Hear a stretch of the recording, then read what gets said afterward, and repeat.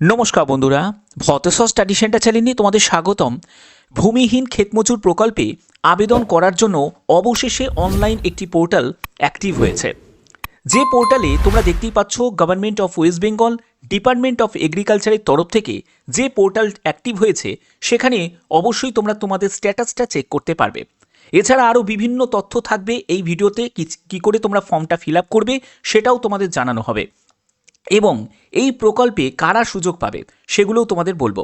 তুমি যদি যুবসাথীর জন্য অ্যাপ্লাই করে থাকো তবুও তুমি এই প্রকল্পের জন্য আবেদন করতে পারো, কারণ এই প্রকল্পে যে পরিষ্কার ব্যাপারটা বলে দিয়েছে যে ভূমিহীন ক্ষেতমজুরদের জন্য বার্ষিক আর্থিক সহায়তা প্রকল্প, এই স্কিমটি পশ্চিমবঙ্গের বাসিন্দা ক্ষেত মজুরদের জন্য প্রযোজ্য হবে যাদের কৃষিজমি নেই। অর্থাৎ তোমার যদি কৃষিজমি না থাকে এবং সেই জন্য কৃষক বন্ধু নতুন প্রকল্পের আওতাভুক্ত নন, অর্থাৎ তুমি যদি কৃষক বন্ধুর যদি কোনো ফেসিলিটি পেয়ে থাকো তাহলে তুমি কিন্তু অ্যাপ্লাই করতে পারবে না।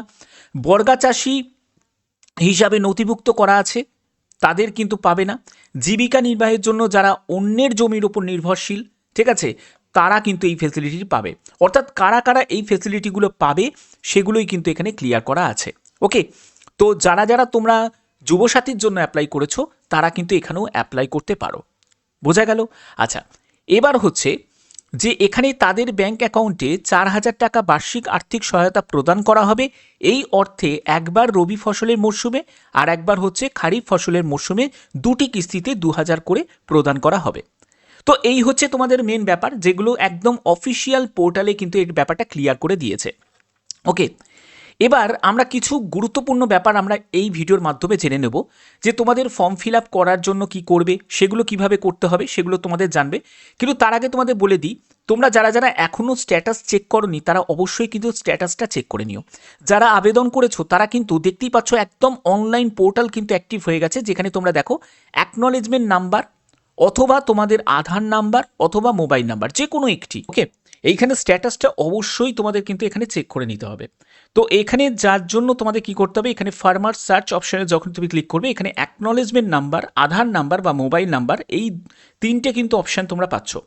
যেটা তুমি বসাবে সেটা কিন্তু যেটা তুমি আবেদন করার সময় যে মানে নাম্বারটা তুমি বসিয়েছিলে, মোবাইল নাম্বারটা বসিয়েছিলে, আধার নাম্বার দিয়েছিলে বা অ্যাকনলেজমেন্ট নাম্বারটা যেটা পেয়েছো সেটা কিন্তু এখানে কিন্তু বসাবে। বসানোর পরে এটা সার্চ অপশানে ক্লিক করলেই তোমরা জাস্ট দেখে নিতে পারবে যে তোমাদের স্ট্যাটাসে কি দেখাচ্ছে, যে এটা অ্যাপ্রুভড হয়েছে কি অ্যাপ্রুভড হয়নি, মানে অ্যাকসেপ্ট হয়েছে কি রিজেক্ট হয়েছে সেটা তোমাদের দেখিয়ে দেবে। ওকে, তো এই হচ্ছে তোমাদের এখানে মেন ব্যাপারটা। এবার তোমরা লগ ইনও করতে পারো। লগ ইন করার জন্য কি করতে হবে, দেখো সাইন ইন অপশানে যখন তুমি ক্লিক করবে ওয়েলকাম টু ভূমিহীন ক্ষেতমজুর, যেখানে তোমাকে ইমেল আইডি এবং পাসওয়ার্ডটা বসিয়ে তোমাকে লগ ইন করতে হবে। ঠিক আছে, এইটার মাধ্যমেও তোমরা কিন্তু চেক করতে পারো। এর পরবর্তী আমি চলে যাচ্ছি কিভাবে তোমাদের ফর্ম ফিল আপ করতে হবে। দেখো, ফর্ম ফিল আপের জন্য যে যে ব্যাপারটা আমি ক্লিয়ার করব সেই প্রত্যেকটা স্টেপ কিন্তু খুব ইম্পর্ট্যান্ট, ভালো করে বুঝে নাও। এখানে তোমরা দেখতেই পাচ্ছ এই হচ্ছে অ্যাপ্লিকেশন ফর্ম, যেখানে যারা যে আবেদন করছে তার নাম সম্পূর্ণ ক্যাপিটালে লিখবে। ঠিক আছে, অবশ্যই কালো কালিতে বা নীল কালিতে লিখবে এবং এখানে তোমার রেসিডেন্সিয়াল অ্যাড্রেসের সম্পূর্ণ ডিটেলস, অর্থাৎ তোমার ভিলেজ, গ্রাম panchayat, post office, block, police station, district এবং পিনকোড নাম্বারটা বসিয়ে দেবে। এরপরে ফাদার বা হাজব্যান্ডের নেম, অর্থাৎ যদি ফাদারের নেম তাহলে ফাদারে টিক দেবে, হাজব্যান্ডের নেম যদি বসাও তাহলে হাজব্যান্ড নেমে টিক দেবে এবং স্বামীর নামটা লিখবে। ঠিক আছে, এরপরে হচ্ছে ডেট অফ বার্থ, তোমার জন্ম তারিখটা এখানে দিতে হবে। 1/4/2026 হিসাবে তোমার বয়স কত হচ্ছে সেই বছরটা কিন্তু এখানে লিখতে হবে। ওকে, এরপরে হচ্ছে জেন্ডার, এখানে পুরুষ মহিলা উভয় প্রার্থীরাই অ্যাপ্লাই করতে পারে। তো সেক্ষেত্রে তুমি এখানে যদি পুরুষ হয়ে থাকো তাহলে পুরুষে গিয়ে টিক দেবে, যদি মহিলা হয়ে থাকো মহিলাতে গিয়ে টিক দেবে। এরপরে কাস্টের জায়গাটা চলে আসছি, সেখানে এসসি হলে এসসি, এসটি হলে এসটি, কি ওবিসি হলে ওবিসিতে গিয়ে টিক দেবে।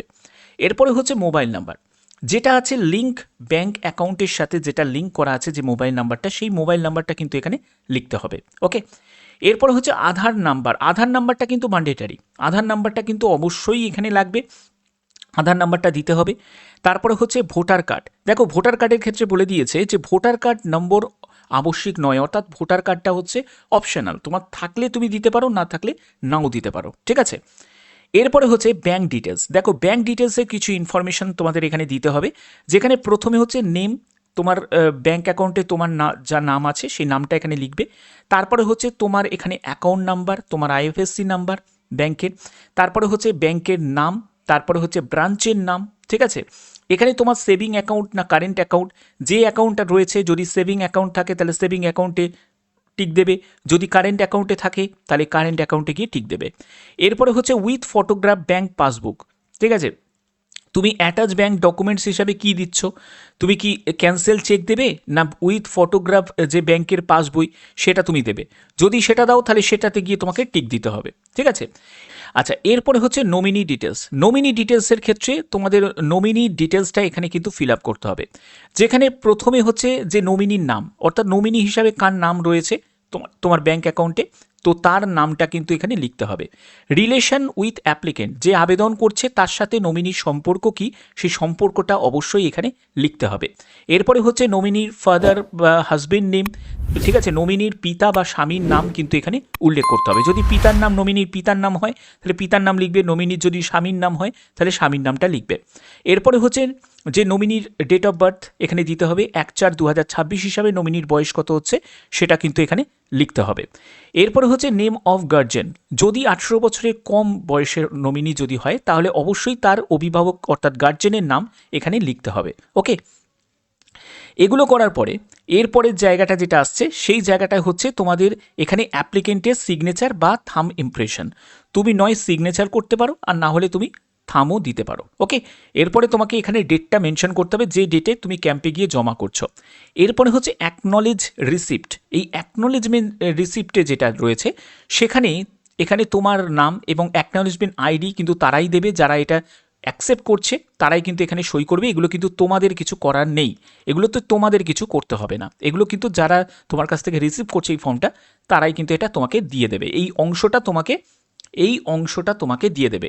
এবং এই যে অ্যাকনলেজমেন্ট নাম্বারটা তুমি যখন পেয়ে যাবে, এই অ্যাকনলেজমেন্ট নাম্বারটা তুমি অনলাইনে চেক করতে পারবে, যেটা তোমাদের আমি প্রথমেই বলে দিলাম যে এই যে অ্যাকনলেজমেন্ট নাম্বারটা বসাবে বা আধার নাম্বারটা বসাবে বা মোবাইল নাম্বারটা বসাবে ফর্ম ফিল আপের সময় যেটা তুমি দিয়েছিলে, ঠিক আছে, বসিয়ে তুমি সার্চ করতে পারো যে তোমাদের ফর্ম অ্যাকসেপ্ট হয়েছে কি রিজেক্ট হয়েছে, সেটা কিন্তু তুমি অনলাইনে চেক করতে পারবে, ঠিক আছে, বোঝা গেল।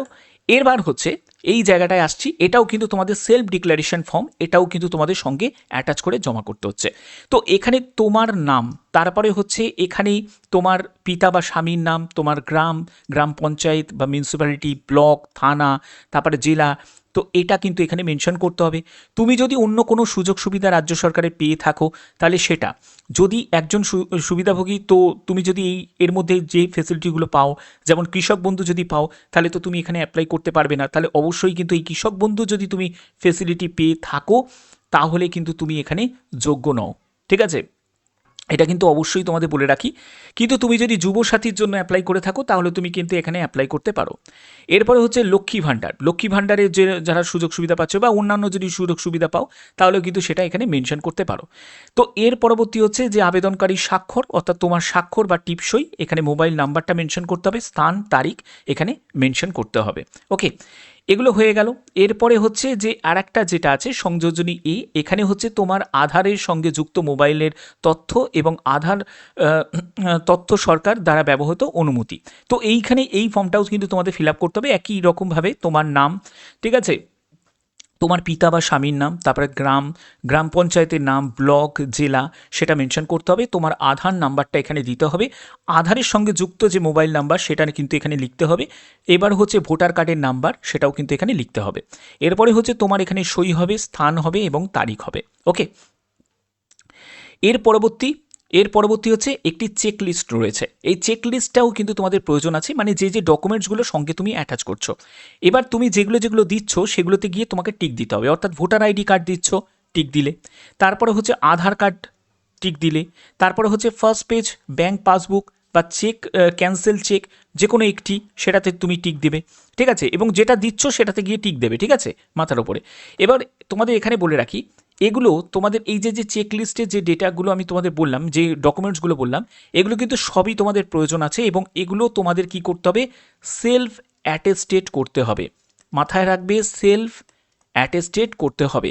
জেরক্স করে নেবে, আগে জেরক্স করে নেবে, জেরক্স করে তোমার একটা সেলফ অ্যাটেস্টেড বলে লিখে সই করে নিচে ডেটটা দিয়ে দেবে, এটাই হলো সেলফ অ্যাটেস্টেড।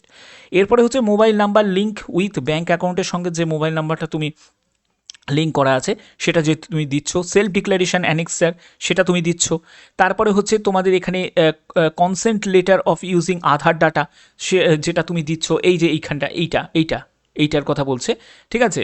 তারপরে হচ্ছে যে তুমি এখানে পাসপোর্ট সাইজের ছবি সেটাও যে তুমি দিচ্ছ সেগুলো তুমি এখানে দিচ্ছ, এর জন্য এখানে টিক দেবে এবং সেটাকে কিন্তু তোমাদের মেনশন করতে হচ্ছে এবং অবশ্যই কিন্তু সেই সব ডকুমেন্টসগুলো অ্যাটাচ করতে হবে।